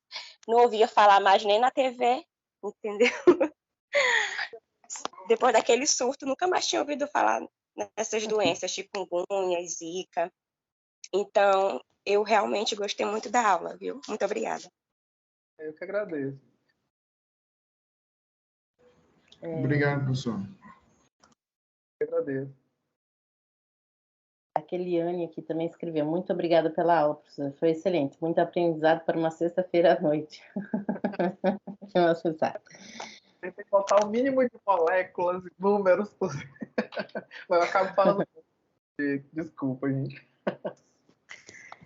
Gente, alguém tem alguma pergunta que gostaria de fazer para o professor, que ficou na dúvida, querer rever alguma coisa, ou perguntar alguma coisa?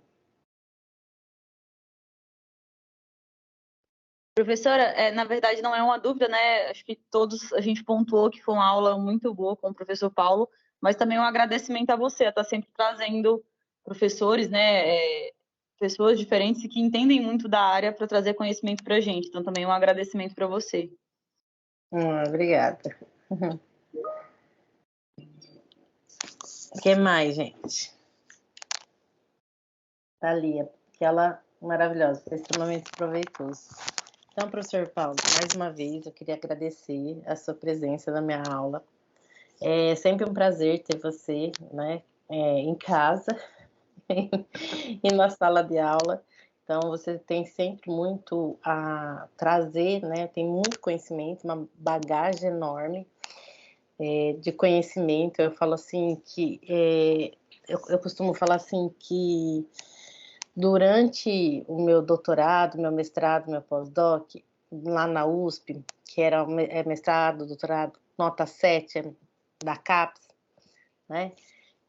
Eu pude conviver com alguns gênios, algumas pessoas extremamente inteligentes. E eu posso dizer que o Paulo é uma delas, né, dessas pessoas que são extremamente inteligentes. Né? Então, e ele consegue... certeza que fez alguma coisa errada. Não, que isso. Algum colosso pra lavar ali. E aí, assim, ele tem, assim, um poder de síntese e um poder de comunicação e um poder de transmitir o conhecimento de uma forma leve, de um jeito que todo mundo consegue entender, mesmo aquele que não seja da área, né, da área da saúde coletiva, da área da epidemia, ele traz um linguajar aí que traz um pouquinho para nossa realidade, né? Então, esse poder de comunicação, de passar ciência, de passar conhecimento, ele é excelente dele. Então, e eu agradeço, eu sei que seus horários são, assim, super ocupado, né? Uma pessoa super ocupada. Então, muito obrigado pela disponibilidade aí de estar com a gente aqui. Muito obrigada. E aí o pessoal ainda continua aqui, ó, didática maravilhosa mesmo, agradecimento pela sua aula, totalmente clara, professor Paulo Vitor, perfeito. Obrigada, viu?